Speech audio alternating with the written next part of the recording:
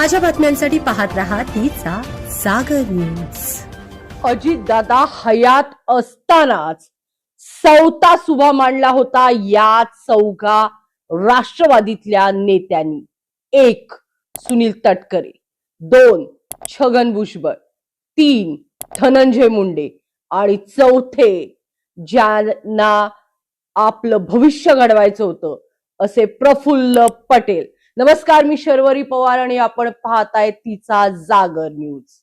पाहूया विस्तृत असा हा स्पेशल रिपोर्ट जो प्रत्येकाच्या मनात आता विचारात आहे, म्हणजे राष्ट्रवादीचं विलीनीकरण। पटेल नको, पाटीलच राष्ट्रीय अध्यक्ष हवा असं म्हणणाऱ्या राज ठाकरेंना हवेत उडवून दिलं शब्दातून ते प्रफुल्ल पटेल। राज ठाकरे वाकरे आता आमच्या पक्षाचा निर्णय घेणार का असं थेट म्हणत धुडकावून लावलं प्रफुल्ल पटेलांनी। प्रफुल्ल पटेल मीडिया समोर नेहमीच आक्रमक होताना दिसतात, विशेष करून आता। एकूणच मी म्हटल्याप्रमाणे अजितदादांसोबत अजितदादा हयात असतानाच ह्या 4 नेत्यांनी चौथा सुभा मांडला होता।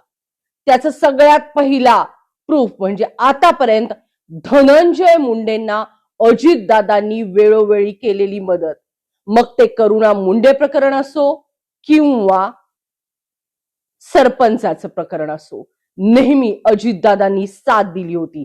पण अलीकडच्या काळात धनंजय मुंडेंच्या सोबत अजितदादा फारसे दिसत नव्हते।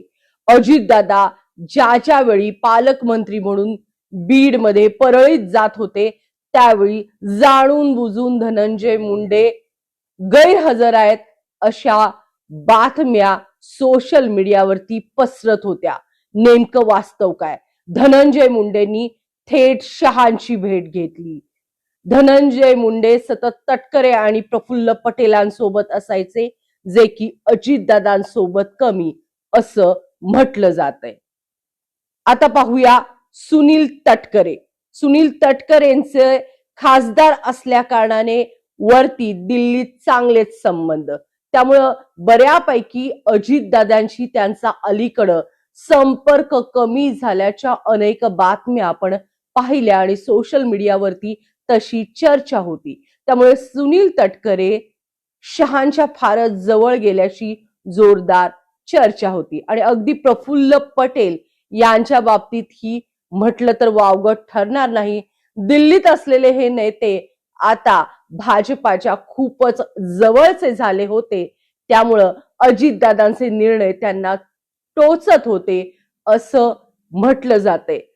अजित पवार का नाराज होते? निवडणुकांच्या पार्श्वभूमीवर छगन भुजबळांना दूर ठेवलं होतं, त्यामुळे सध्या तरी छगन भुजबळ हे सुनेत्रा वहिनींना मान देत त्यांच्याच पावलावर पाऊल टाकत पुढे जाताना दिसतंय।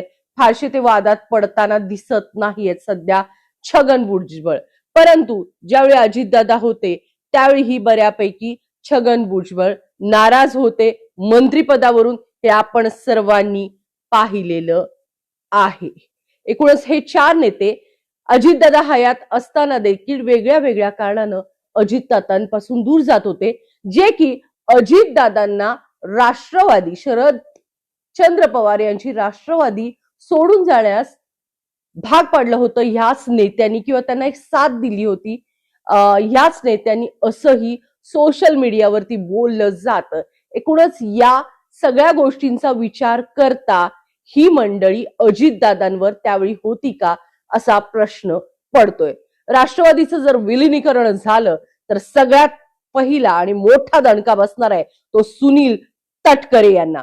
सुनील तटकरे हे राष्ट्रवादीचे प्रदेशाध्यक्ष अजितदादा पवार गटाचे, आणि त्यांना जर विलीनीकरण झालं तर सबस्टिट्यूट म्हणून अर्थातच अतिशय हरहुन्नरी असणारे जयंत पाटील हे समोर पर्याय म्हणून राहतील आणि नक्कीच सुनील तटकरेंचा पत्ता थेट कट होऊ शकतो।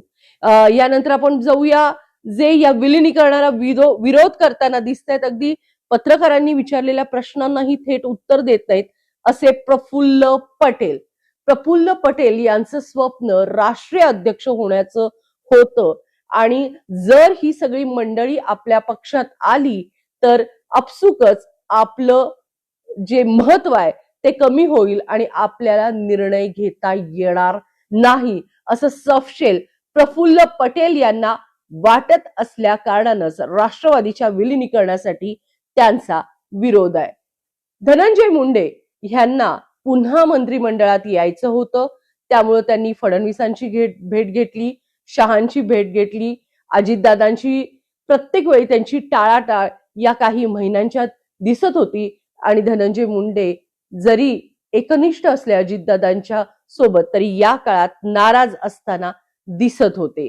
छगन भुजबळांची ही तीच गोष्ट होती आणि या सगळ्या गोष्टींचा विचार करता धनंजय मुंडेंना शरद पवारांना धनंजय मुंडे बिलकुल चालले नसते. आपण अनेकदा सोशल मीडियाच्या माध्यमातून सुप्रिया सुळे ज्या पद्धतीनं धनंजय मुंडेंच्या सरपंचांचं प्रकरण असो, करुणा मुंडेंचं प्रकरण असो, थेट थेट धनंजय मुंडेंना त्या विरोध करताना वारंवार दिसल्या आणि ह्याच कारणामुळं हे चारही नेते आता विलिनीकरणाला नानू करत आहेत.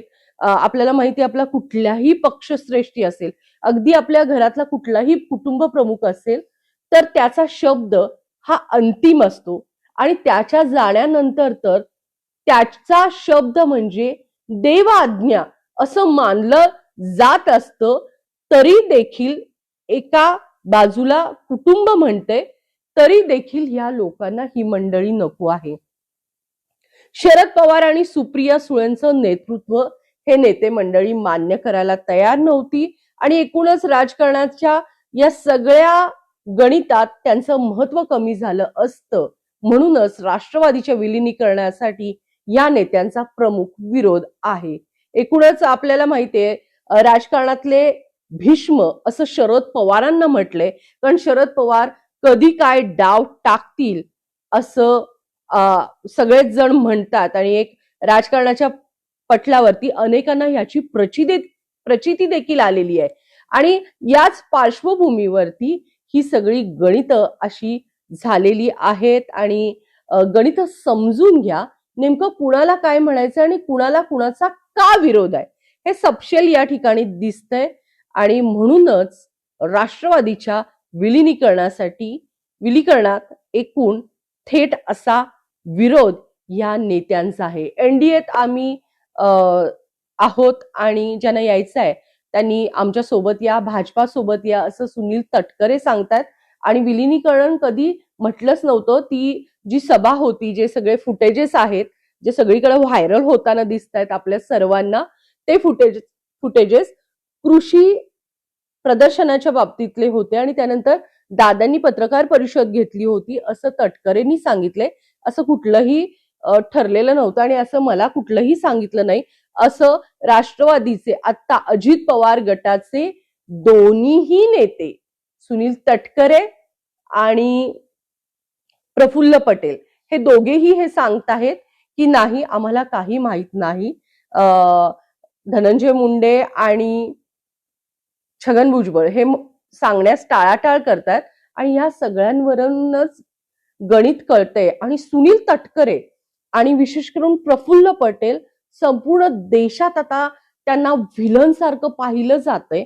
याची ही प्रमुख कारणं होती का ते मी तुम्हाला आता सांगितलं आणि सध्या तर शरद पवार गटातले अनेक नेते असतील, सर्वसामान्य लोक असतील, आता थेट खुनी म्हणायला लागलेले आहेत. सोशल मीडियावरती अशा भरपूर साऱ्या चर्चा आहेत आणि ह्याच गणितातून सपशेल असं दिसतंय की राष्ट्रवादीच्या विलिनीकरणात या चार नेत्यांचा प्रमुख असा विरोध आहे आणि येणाऱ्या काळात हीच लोक खो घालतील आणि सपोज विलिनीकरण झालंच, कारण तुम्हाला माहितीये आजोबा आणि नातवांचं जे प्रेम आहे किंवा त्यांच्या ज्या मीटिंग सुरू आहेत, 2-2 तास मीटिंग होत आहेत आणि मीटिंग झाल्यानंतर सुनेत्रा पवारांना सांत्वनासाठी शरद पवार मीटिंग झाल्यानंतर भेटायला गेले आणि ह्याच्यात पॉझिटिव्ह अशा घटना घडलेल्या आहेत असं बोललं जातंय. मग नेमकं कारण काय ह्याच्यावरती सुद्धा आता प्रश्नचिन्ह निर्माण होते. रोहित पवारांनी सांगितलंय की 9 तारखेला मी दुखवटा संपवल्यानंतर जाहीर करणार आहे की मला नेमकं काय म्हणायचंय आणि आता पवार कुटुंब काय करणार आहे. परंतु त्यांनी एक विशेष शब्द बोललाय की सुनेत्रा पवार या राष्ट्रीय अध्यक्षा होवोत आणि उपमुख्यमंत्री झाल्यात, आनंद झालाय. अशा पॉझिटिव्ह गोष्टी जरी बोलल्या असल्या तरी राजकारणात पहिल्या स्टेटमेंटला महत्व नसतं, तर चालीला महत्व असते. प्यादे पुढे पुढे सरकतायत पण चाल काय घडते हे मात्र राजकारणात बिलकुल कळत नाहीये. आणि याच पार्श्वभूमीवरती सध्याच्या घडीला तर आपण काहीच सांगू शकत नाही की विलिनीकरण होणार की नाही. त्यातल्या त्यात चान्सेस विलिनीकरण होण्याचे नाहीत. कारण जर विलिनीकरण झालं तर तटकरे, प्रफुल्ल पटेल, धनंजय मुंडे, छगन भुजबळांचं 50-50 आहे. पण हे तिघ तर नक्की बाहेर पडणार यात तीळ मात्र संशय नाही. कारण ह्या तिघांना शरद पवार काका सांभाळूनच घेतील असं नाही. कारण या चौघांमुळं पहिली राष्ट्रवादी फुटली असं बोललं जातंय. कारण आपण जे स्टेटमेंट बघितले, ज्यावेळी धनंजय मुंडे अडकलेले पाहिले किंवा छगन भुजबळांचं एखादं स्टेटमेंट होतं, सुनील तटकरेंचं होतं, प्रफुल्ल पटेलांचं होतं, त्यावेळी शरद पवार गटांकडून किंवा कधी कधी सुप्रिया सुळेंकडून सोशल मीडियावरती आपण अनेक गोष्टी, अनेक बातम्या पाहिल्या. कधी कधी त्यांच्या तोंडून आपण वक्तव्य ऐकलेलं आहे. त्यामुळं आता हा पक्ष एकसंध होण्याचे चान्सेस फार कमी आहे. आणि असं झालंच तर हे तिघ तर बाहेर पडतील असं राजकारणात सध्या बोललं जातंय.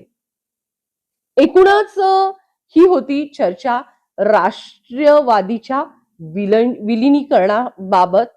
काय वाटतंय आपल्याला, खरंच राष्ट्रवादीचं विलिनीकरण हे नेते होऊ देतील का? कोणत्या नेत्याला सगळ्यात जास्त विरोध असेल शरद पवार गटाकडे? कोणत्या नेत्याकडून या विलिनीकरणाला सगळ्यात जास्त विरोध असेल? जनता हो, काय वाटतंय आपल्याला, काय आपल्या मनात आहे, जरूर कळवा. नमस्कार, आपण पाहत होता तिचा जागर न्यूज आणि मी शर्वरी पवार. पाहत रहा तिचा जागर न्यूज.